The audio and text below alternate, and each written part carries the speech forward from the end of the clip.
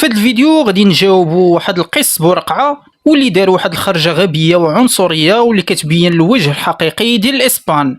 وهذا القس بورقعه فراه طالب برئيس الحكومه الاسبانيه سانشيز باش يرد على احداث سبته المغربيه المحتله، وباللي الرد خاصو يكون عسكري واللي ينهي المغاربه في مره. وبالتالي هذا القس الغبي طلب من اسبانيا باش تقصف العاصمه الرباط، زائد يتم احتلال المغرب عسكريا من طرف الجيش الاسباني. اما المطلب الثالث فهو في تنصير المغاربه بالكامل باش ما تبقى حتى شي دوله اسلاميه مجاوره لاسبانيا. وراه الطلبات ممكن تجيكم كتضحك، كيف ما ممكن تبين لينا الطريقه ديال التفكير ديال الاسبان واللي كيبانوا على انهم مازالين غالطين بزاف في المغرب وعند بالهم باللي ساهل يتم احتلالنا او قصفنا او تنصيرنا. زائد هذا القس بورقعه ما عارفش باللي في اي حرب ما بين المغرب واسبانيا فرا اسبانيا هي اللي عندها ما تخسر اكثر من المغرب، يعني غادي يخسروا الاستقرار والامن والرفاهيه والاقتصاد، حيت في اي حرب مع الشمال فالمغرب ما غاديش يمنع راسو، وبالتالي كل الاهداف العسكريه والبنيه التحتيه المدنيه غادي يتم ضربها. والسبب بكل بساطه ان الاسبان ما فيهمش الثقه وغادي يحاولوا حتى هما يرجعونا سنوات للوراء. وبالتالي الحرب مع الاسبان غادي تكون مغايره تماما للحرب مع الكراغله مثلا، حيث الكراغله او الدويله العدو كتربطنا بهم اكثر من 1000 كيلومتر من الحدود الصحراويه القاحله، وبالتالي الحرب معهم غادي تكون اغلبها بريه في مناطق اللي خاويه سكانيا. عكس الاسبان واللي الحرب معهم غادي تشمل سبته ومليليه المحتله، زائد الجنوب الاسباني بالكامل والشمال المغربي بالكامل، بالاضافه لجزر الكناري واجزاء من الصحراء المغربيه. وبالتالي الخوت فاذا رجعنا للقس بورقعه فراه كيبان لينا بلي ما عرفش ان الجيش المغربي ديال سنه 2026 فراه مغاير تماما وما عنده حتى شي علاقه بالجيش المغربي ديال ازمه جزيره ليلى في 2002، حيث المغرب في ذاك الوقت كان يلاه خارج من حرب طاحنه مع المرتزقه والدويل العدو، زائد كنا يلاه كنتعافوا اقتصاديا وموجهين اغلب الميزانيه ديال الدوله للبنيه التحتيه. وبالتالي كانت فتره اللي هملنا فيها التسليح ديال الجيش المغربي عبر توجيه اغلب الميزانيه للبنيه التحتيه والمشاريع الاقتصاديه. وبالتالي نقدر نقول اننا فعلا في ديك الفتره ديال 2002 كنا ضعاف عسكريا ومستحيل اننا نوقفوا الند للند قدام الاسبان.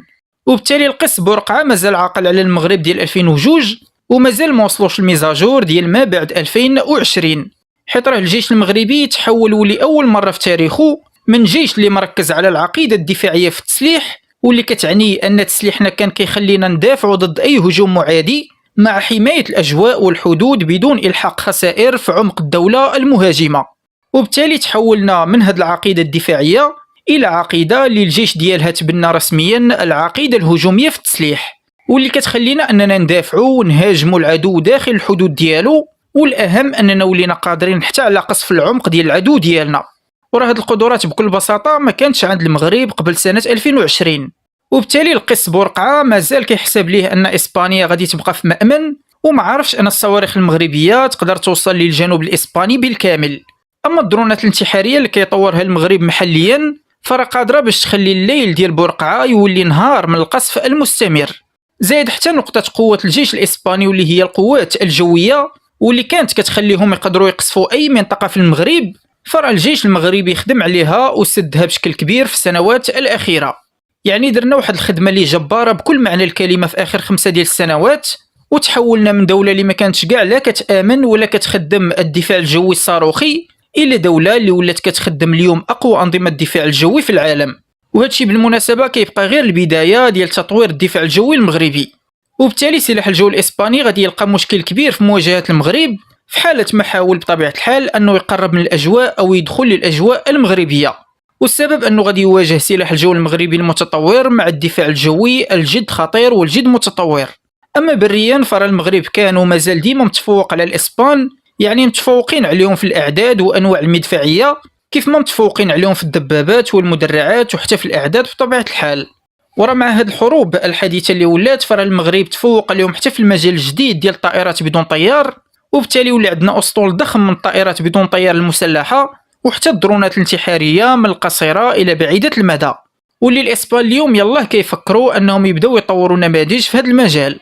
لكن في المقابل غادي نعترفوا انهم متفوقين تفوق كاسح في البحريه ديالهم، واللي بالنسبه ليا عندي عليه اعتراض، حيت البحريه ما عمرها ما غادي تقدر تربح الحرب بوحدها، خصوصا إذا المغرب زاد طور سلاح الجو بطائرات مقاتلة جديدة، زائد نكونوا توصلنا بأنظمة الدفاع الساحلي الإسرائيلية من نوع سي بريكر.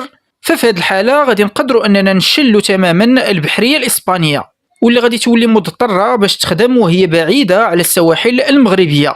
وفي الأخير الخوت نبغيكم ترجعوا للحرب الروسية الأوكرانية واللي ولات مرجع عسكري للحروب الحديثة، واللي كيبان فيها بلي البحرية الروسية في هذه الحرب بقات غير كتفرج، وخا كتعتبر كبحرية اللي ضخمة وفيها كل أنواع السفن والغواصات. وبالتالي البحريات في الحروب الحديثة فرا ديما كيبان على أن ما عندهاش شي دور مهم إلا في عملية الحصار البحري ومنع دخول أو خروج السفن التجارية. حتى هنا غادي يكون الفيديو سالا، نتلاقاو في الفيديو القادم، مع السلامة.